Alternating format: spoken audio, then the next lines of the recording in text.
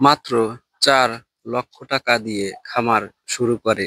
বর্তমানে তার খামারে এখন ২৫ লক্ষ টাকার মুরগি আছে। এই খামারি একজন তরুণ উদ্যোক্তা।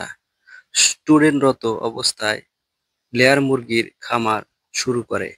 এখন তার খামারে সবগুলো মুরগি ডিম দেয়া শুরু করেছে।